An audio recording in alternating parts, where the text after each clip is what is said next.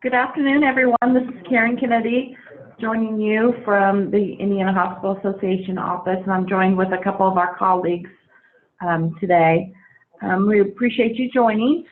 Just a couple of housekeeping items. If you could keep your phone on mute, and please do not use your on hold, your hold button, or we will hear your on hold music. We greatly appreciate that. We do have the chat function available through Zoom. So if you could chat in your name and your organization, we would greatly appreciate it so we know who is joining us today. Today's webinar is being recorded, so we will have that available that you can share with throughout your organization or also with any other partners within this project. So again, I just want to welcome you to this Improving Care Transitions Among Multiple Care Providers in Rural Areas webinar. This is part of the work that the Indiana Hospital Association is doing in conjunction with the Indiana State Department of Health Office of Rural Health through this small Rural Hospital Improvement Program, or what's known as SHIP. So joining us today is Tina Hilmes. Tina, for those who join us in the regional meetings, Tina is with the Center for Patient Safety, which is our training partner for this collaborative. Many of you may have met Tina during those regional meetings, so she is going to facilitate today's call. We will open it up towards the end for any questions that you might have that you want to talk to the audio portion. But we will also, throughout the call, if you want to chat in any questions, we'll be monitoring the chat function as well. So at this time, I'm going to turn it over to you, Tina. Thank you, Karen. I'm very excited to be here and presenting on teamwork today, and it was great meeting all of you in those in-person patient safety forums. So I am hoping that today maybe the webinar might not be a full hour and maybe can get you out about 5 minutes early. So anyways, just as a kind of reminder, the project overview is to provide training and tools for hospitals, long-term care organizations, emergency medical services to support the transition of high-risk patients, especially those with chronic diseases such as COPD, to increase knowledge of shared accountability and just culture, and then to develop and share communication tools and techniques. Today's topic is going to focus around teamwork, which is going to be extremely vital as you are all in different healthcare areas working with each other. And so you are in the process of developing teams to help with the transition of these high-risk patients. So today's objectives is to understand the importance of teamwork in healthcare, to go over what the definition of teams and teamwork is, to identify the role that patients and families play in teamwork, and to also describe components and composition of teams and components especially of highly functioning teams and maybe some barriers that teams in healthcare encounter. Just as an FYI, if any of you are interested, a good many of the basic foundations that I took for this webinar are from the TeamSteps program. However, later in the program, I go into a little bit more depth into some core values and foundational principles for teams. So let's start off with why teamwork is so important. So the Institute for Healthcare Improvement has done much research trying to improve healthcare, and what they have determined is that the average hospital stay is 5 days, and during that 5-day stay, a patient typically encounters approximately 24 handoffs during their stay. So with that high number of handoffs, and that doesn't even include any handoffs that may have occurred, such as bringing a patient from a long-term care facility, transporting the patient, and then, handing them off to the emergency room. These are all just handoffs within the hospital. So that means there has to be teamwork and communication within those teams to ensure high quality care for that patient. The other thing that has been noted in research into teamwork is that 70% of medical errors have as a contributing factor dysfunctional team dynamics. And then the last thing I wanted to note here is that when you do have high-functioning teams, what you see amongst healthcare provider is a greater job satisfaction by the healthcare provider, and then the patient has improved quality of care and outcomes. So here's a chart that I found that I think is really valuable, and it shows the benefits of teamwork. When you think about at the organizational level, what you see with strong teamwork is reduced time and cost of a patient hospitalization. You see a reduction in those unexpected admissions and readmissions. And then you also see more accessible services for patients. In regards to team benefits, as a whole, what you see is improved coordination of care. You see efficient use of your healthcare services. And what you also see is enhanced communication and professional diversity. You're more willing to bring in different members from different healthcare areas onto the team to provide increased quality of care. What the patient sees is an enhanced satisfaction with their care. They also have a greater acceptance of their treatment. And then you see improved health outcomes and increased quality of care. And you see a reduction of patient safety events.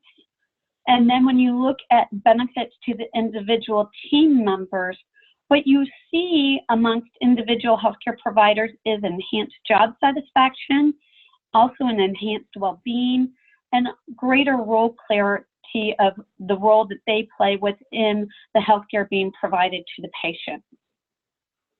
So how can we think about teamwork? So teamwork is truly the heart of healthcare. When you think about it, any patient that you lay hands on, you are part of a team and you are handing off to another team. The EMS crew is a team. The ED receiving nurse and other healthcare providers in the emergency room are a team. The charge nurse and maybe the nurse's aide at a long-term care facility is another team. So teamwork is truly the heart of healthcare.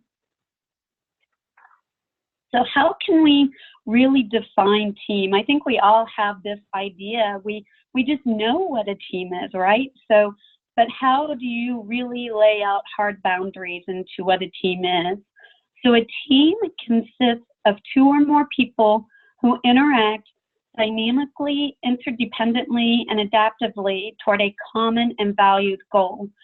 The team members have specific roles or functions, and they have a time-limited membership. When you think about it, teams are different from groups. Groups will get together, but they don't have always a specific common goal in a group. They don't work together or interdependently towards a specific goal. So groups and teams are different. Team members can be anyone in the patient care process. Team members will have clearly defined roles.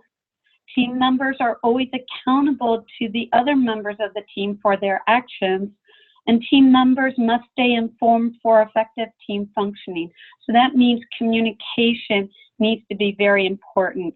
And as a side note, I'm going to be addressing the fact that the role that communication plays in teamwork, and just kind of keep that in the back of your mind, because one of the last webinars I'm presenting on is on communication and tools to use in communicating with one another, which will help promote higher team functioning. So as we talk about teaming with the patient, there are some things we can think about as we do this. We can think about some of our actions, such as when we hand off a patient. Try and hand off the patient with them there. If you're transporting a patient and you get to the ED and you usually ask, where's the patient going? Don't just roll the patient into the room where they're going and then go report to the receiving emergency room nurse and physician, if possible. This is all if possible. Try, if possible, to do the handoff right there and include the patient. Make certain we're providing patients with tools for communicating with their care team, that they have phone numbers, that they have emails. See if you can develop a patient portal. Many hospitals these days are providing patients with a portal where they can send a message to their doctor. As a community, as we're all small communities, see if you can't develop committees where you can bring in patients from the community to get so that you can hear and get their perspective in that community to help improve the quality of care that you're providing. And then lastly, always actively enlist patient participation. As we think about teaming with the patient, we have to understand that there are things we can do, but there are also key responsibilities that lie with the clinical team and responsibilities that lie with the patient. So some of the clinical team responsibilities include embracing the patient and their families as valuable and contributing partners in patient care, to make certain that we listen to them and really assess their preference regarding involvement. That seems like the latest, greatest thing is to really encourage the patients to get really involved, but sometimes some patients who maybe aren't as health literate don't want to become super involved, and so trying to gauge how involved we want them to be in understanding their preference and trying to figure out maybe why they don't want to be as engaged. Maybe it's they don't have that health literacy, so making certain that they have tools and resources that they can reach out and find to learn more about their health. Ask them their concerns. We need to make certain as healthcare providers we are speaking to them in lay terms and not using the language that we have all learned going through our training in healthcare. Allow time for patients and families to ask questions, ask for feedback, and then always, always encourage them to be proactive in their care.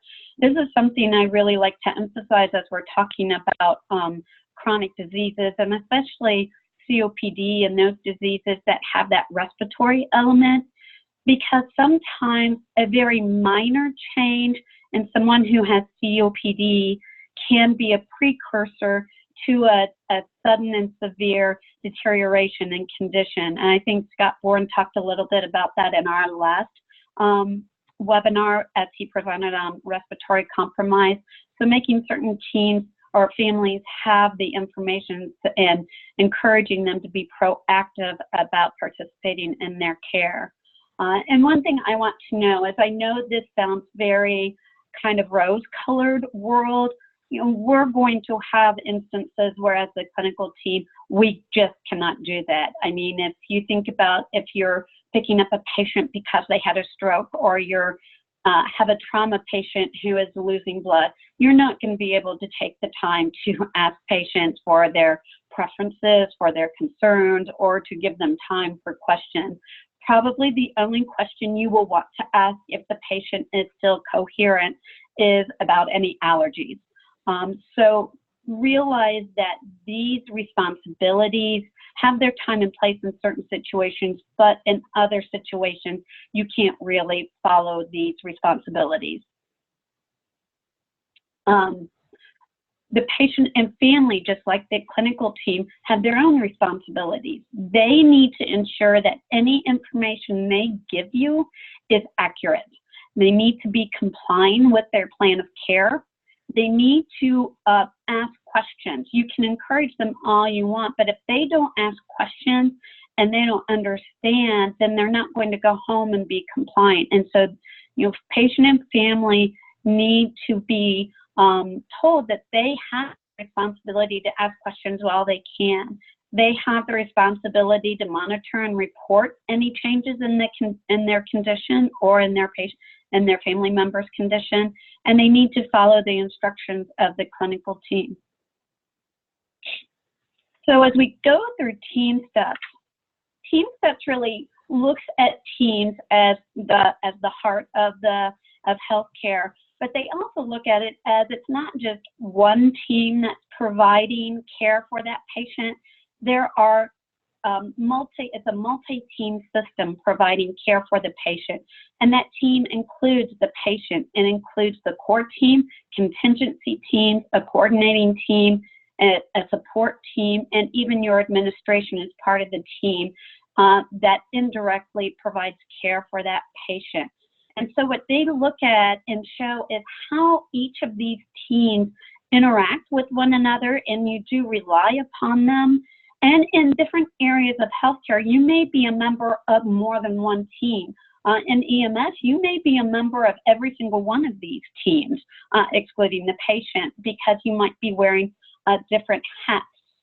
So let's kind of go through and kind of define which of these teams is and how they interact with the patient in providing care. And as you think about it, think about the teams not only within your hospital, but also think about how you as a healthcare provider in your hospital, in your EMS agency, in your long-term care facility, how you might fit within each of these teams, more than one or all of them, or if you do really are a member of just one of these teams, but how you can help improve the functioning of the teams within your facility.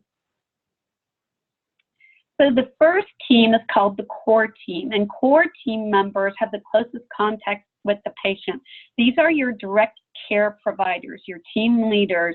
In the transport of a patient, this may be this is the EMS crew that is transporting that patient, and the ED that's receiving the patient, that would be the nurse and the receiving physician.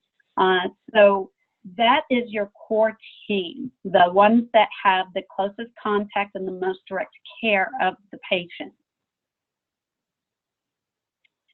Your contingency team is a time-limited team formed for emergent or specific events and composed of members from various teams. In the hospital, you might consider this your rapid response team, or if you have an IV team that goes around and starts IVs, it's your IV team.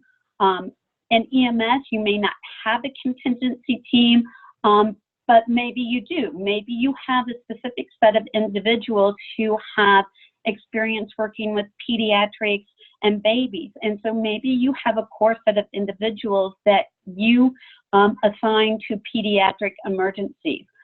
If you do, that would be considered a contingency team. They're not always together. They're not always going out on a call together, but in the case of a specific event or specific call, they come together for that care. So the coordinating team, this is a team whose work members are responsible for managing the operational environment that supports the core team. So in the hospital, this may be the manager in, like a charge nurse in the ER. She works with the doctor who is in the ER that day, the admitting doctor, maybe the resident who's there. And so they are managing who's the first admit, what room they go into, what type of room the patient may need. It's that type of lead or charge who's organizing the environment to meet the patient's need. In regards to EMS, it could be maybe the 911 operator who is taking the responsibility of which organization they need to call to send out to the emergency. So that is your coordinating team. They are kind of the team members who herd the cats and kind of point them in the direction to go.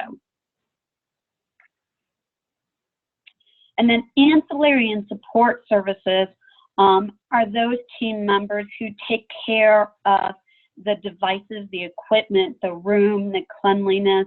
In a long-term care facility, your ancillary support services might be your nurses' aides or your dietitians who provide meals for your residents.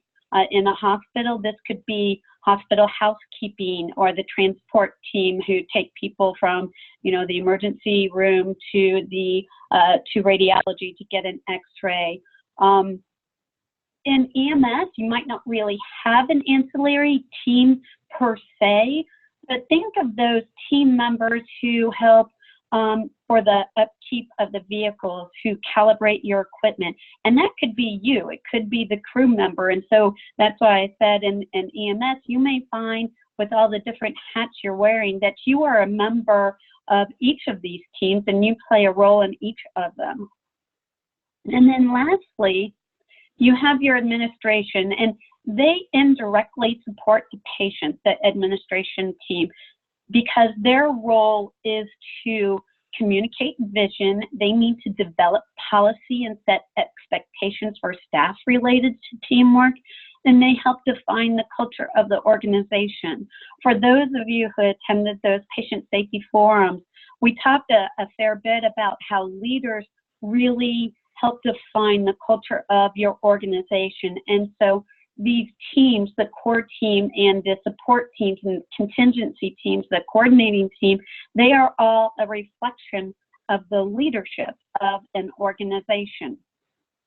So that really is how administration then is at the bottom of the pyramid. So what we need to think about next is, as you come together as a team, what are some values and principles that high-functioning teams have that make them very successful? So values of high-functioning teams are 5. There's honesty, discipline, creativity, humility, and curiosity.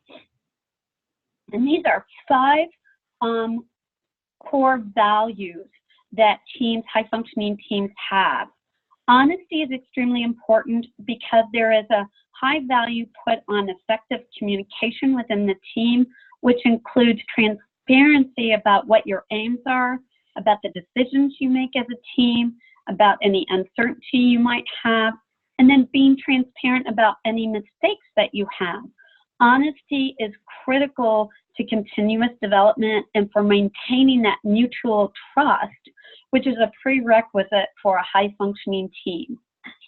Discipline is the second value up here, and that is because in a high-functioning team, the team members carry out their roles and responsibilities with discipline, even when it seems inconvenient. They don't put the individual wants or desires above what the aims and goals and responsibility of the team are. And this type of discipline then allows teams to develop and stick to their standards and protocols, even as they seek ways to improve. You keep that discipline at a base, at a foundation moving forward. Creativity. This means that team members are excited and motivated to tackle emerging problems creatively. They see errors and unanticipated bad outcomes as potential opportunities for improvement, or as we call them, learning opportunities. High-functioning teams also have humility. And this goes to the fact that teams come together with varying educational backgrounds and training, and team members, though, don't see one type of training or perspective as uniformly superior to the training of another. They understand and they recognize the differences in their background, but they realize that they're human and will make mistakes. And so a key value in high-functioning teams is the fact that team members can rely on one another to help recognize and avert failures, regardless of where they may be in the hierarchy. An example I can think of for this is when you think about it, in an operating room, you have the surgeon and then you have a nurse, you may have a tech, and it could be that the surgeon is starting to break, coming close to breaking the sterile field. And it was a high-functioning team would mean that the tech or the nurse feels free to warn the surgeon that they are about ready to break the sterile field without fear of the surgeon barking back or not listening to them or coming back with a comment that belittles them. And instead, the surgeon would be aware that they are all working together. Yes, they all come from different backgrounds and training, but that they each have a part in this team. And so would willingly accept the warning that he or she is about to break the sterile field. And then the last value is curiosity. And this pertains to the fact that team members are dedicated to reflecting upon lessons learned in their daily activities. So it means they are willing to, either at the end of a week or the end of a day or the end of working together for that shift, maybe look at anything that went wrong and reflect upon it and see the lessons that are learned. And then that helps with a continuous professional development and helps increase and improve the functioning of the team. So it makes it a cycle so that the team is constantly improving. So some of the major principles of teamwork in healthcare do come from the crew resource management concept in aviation. And so these principles include shared goals, clear roles, mutual trust and respect, effective communication, and measurable processes and outcomes, and leadership. And so you can see how these principles really then play into the values of teamwork. So in regards to shared goals, this includes not only the team, but includes the patient and, if appropriate, a family member or support person. You develop a common and clearly defined purpose that includes the collective interest and demonstrates shared ownership. So as a crew, an EMS crew is going out, the shared goals on a call is to provide the care that's safe, get them to where the destination is, or if they don't need to be transported somewhere, making certain that you leave them in a stable condition or similar to what their status quo is. So you've got shared goals there as a crew. Clear rules, that means that there are clear expectations for each team member's functions, responsibilities, and accountability, and this optimizes the team's efficiency and makes it possible for the team to take advantage of division of labor.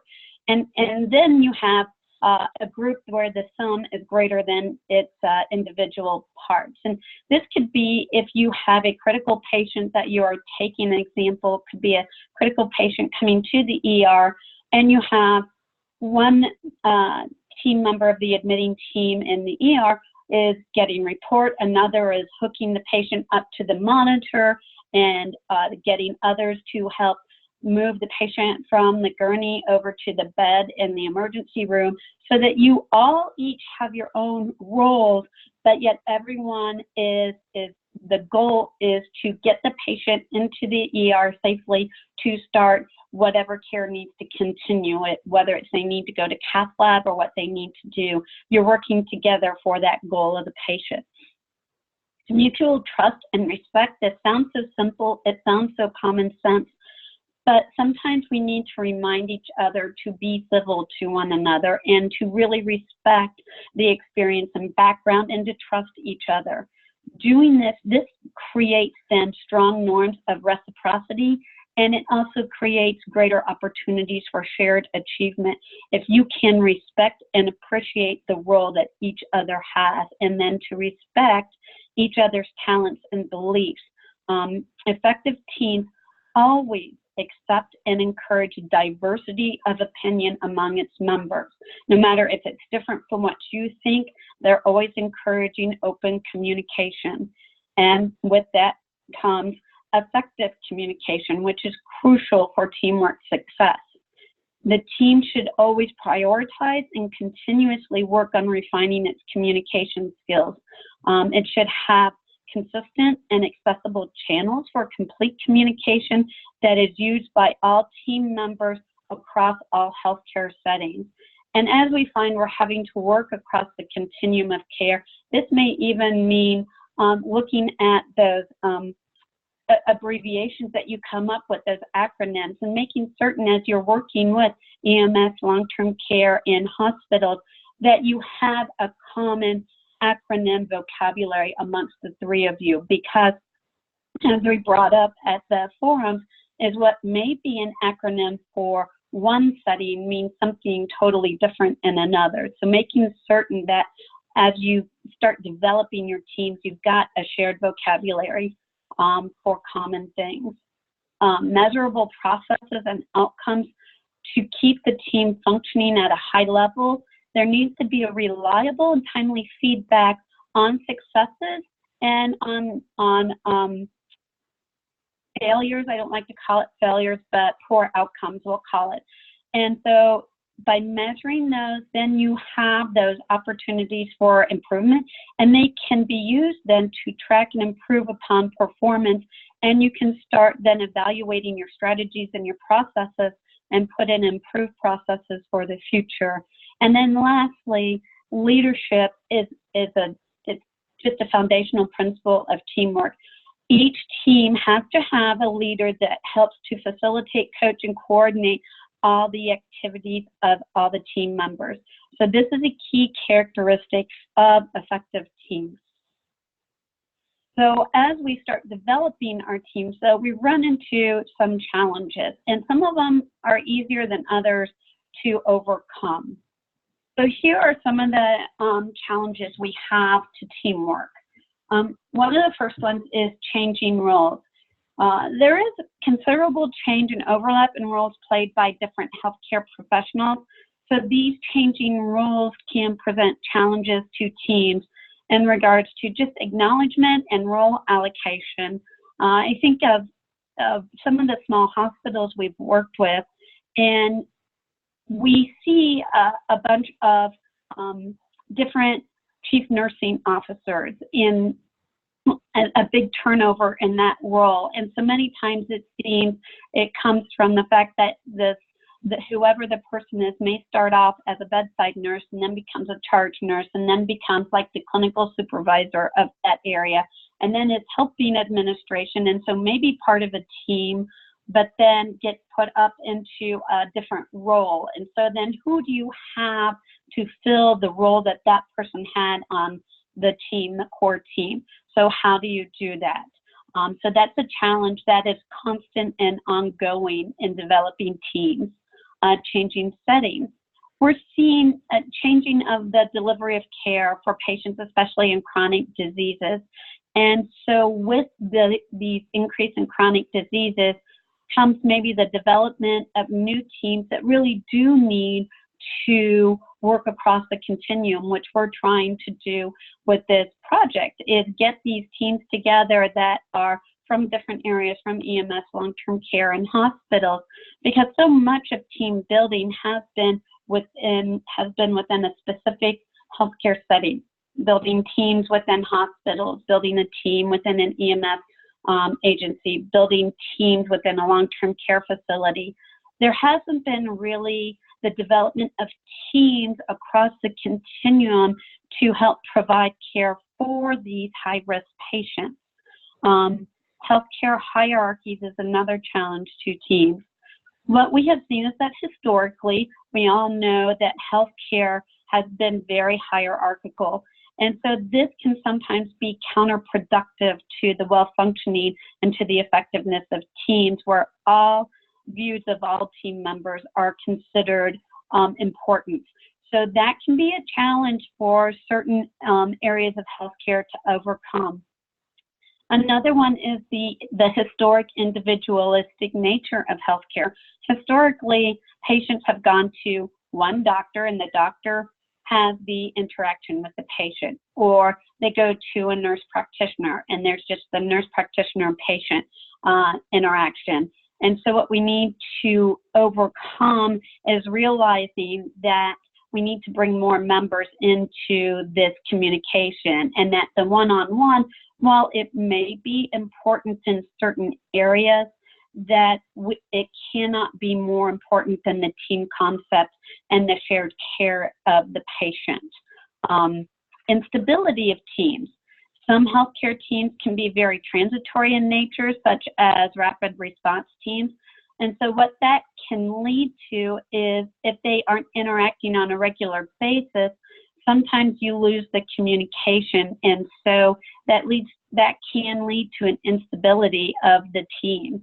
And simulation could help maintain the team cohesiveness for those types of teams. We do know through research that failing teamwork can lead to accidents.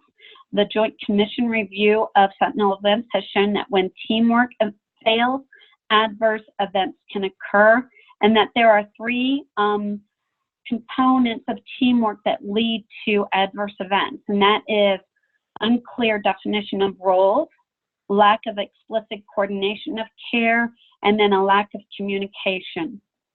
And then lastly, but very importantly, is resolving disagreement and conflict. I think it has always been a tendency to try and avoid conflict whenever possible. And so what this tendency, though, sometimes does is if you see something that you don't agree with, many times people don't speak up, or they speak up outside of the members of the team. And instead of doing that, we need to be able to resolve conflict and voice disagreement in a constructive way that will lead to a discussion to help resolve any issues that are going on, and to help make certain our teamwork is successful. And being able to do this can be being able to voice disagreement can be very challenging for junior members of the team or teams that are hierarchical in nature. Some practical tips that you can start thinking about as you go back after today and start thinking about your teams. And these are just some actionable items to start putting some of those teamwork concepts into place. Always introduce yourself to the team. As you're bringing in a patient or you're handing a patient over to an EMS crew, introduce yourself and then the role that you play in the patient's care. You know, clarify your roles. As you are talking with other team members, use objective language, not subjective. Don't use words such as, I feel the patient is blah, blah, blah, blah, blah. If that is your perception or if that is what you think, use objective data to relay that. Vital signs or skin color, skin temperature, whatever you're trying to describe, use objective data. As you are working with other teams, learn and use other people's names. That makes them feel valued when you do that. Be assertive when you need to be. Always read back and close that communication loop. Make certain as you are handing patients over and you're receiving the patient that you repeat what may have been told to you so that the person giving you the information knows that it was received, and that allows you to really understand that information. State the obvious to avoid assumptions. I know sometimes that seems not practical, it seems like a waste of time, but making assumptions is not good to providing high quality healthcare, because then it can cause you to overlook something. Delegate tasks to specific people, not just to air. Don't just say, grab a set of vital signs. Say, Tina, can you grab a set of vital signs for me? If something doesn't make sense to you, ask to find out another person's perspective to see why it doesn't make sense to you and why it does to someone else. Always do a team briefing as possible before starting a team activity, and always do a debrief afterwards. When in conflict, concentrate on what is right for the patient. Don't focus in on who is right or who is wrong. And overall, remember, teamwork doesn't just happen. You have to understand what the characteristics of successful teams are. You have to understand what the values of successful teams, and you have to understand what the principles of a successful team are. And you need to have knowledge of how different teams function together and ways to maintain effective teams.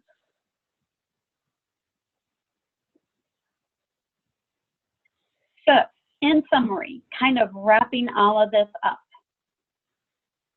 With successful teams, team members can speak freely, they support each other, They come together to effectively solve problems in a collaborative manner.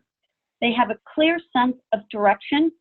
They have adequate resources, and this would be an area that is the responsibility of administration, which is to make certain that their teams do have adequate resources.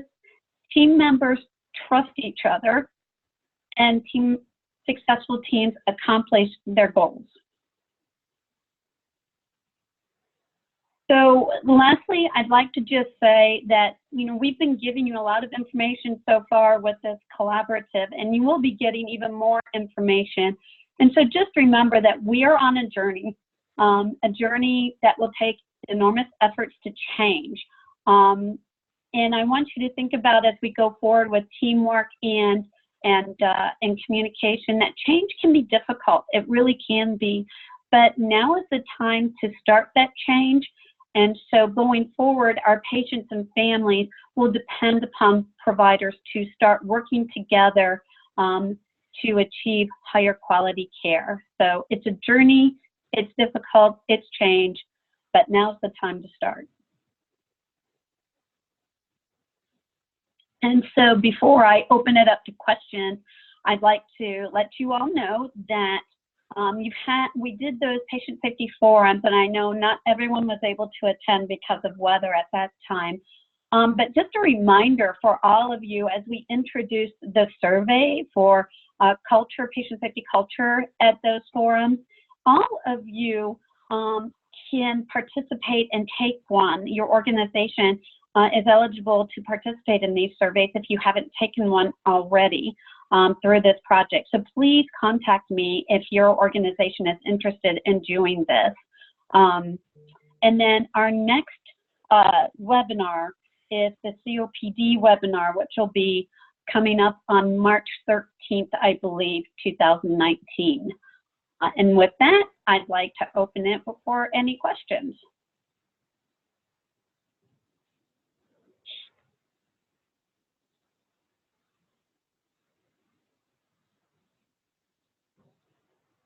Anyone have any questions for Tina? So as you're thinking of some questions that you might want to pose to Tina, this is Karen from the Indiana Hospital Association. I did want to just make you all aware that you'll be getting an email from Shelby. We actually have the opportunity to have some spots open up for a wound care institute. This was something that we actually put on through the association last month, and we had such good feedback from it that we're going to have another session.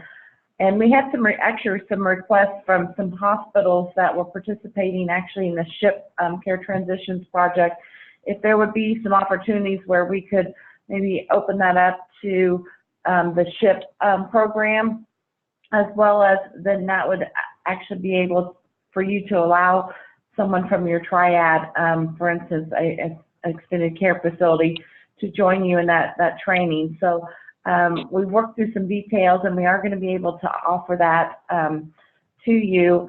The event's going to be on March 19th at the Indiana Hospital Association office. It's an all-day program, but it is a really good opportunity to have some education on skin care with the focus of wound care assessments and skin care, skin care. So I think that's again, a good opportunity for you to work with your triad. So it's not something that we had originally planned, but it's something that we're going to be having on that day anyway. So we will, we're happy to open that up to this project as well.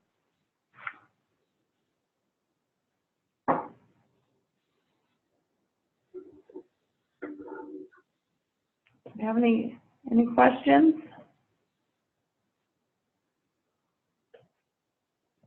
I think one thing to keep in mind with these presentations that you're hearing for this project, I think these are great training materials that you could take back to your organization and use for frontline staff, or just, you know, as you're starting to form a team. I think these would be great reference materials for you.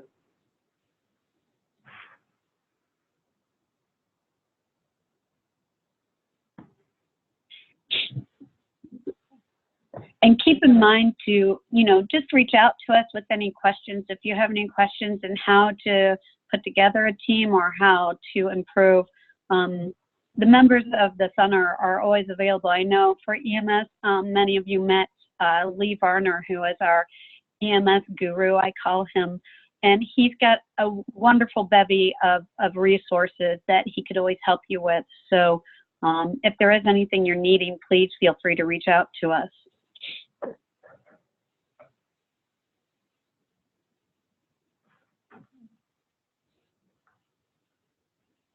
Well, if we don't have any questions, we'll go ahead and end the call today and give you back about 15 minutes of your day. And we, again, greatly appreciate you joining.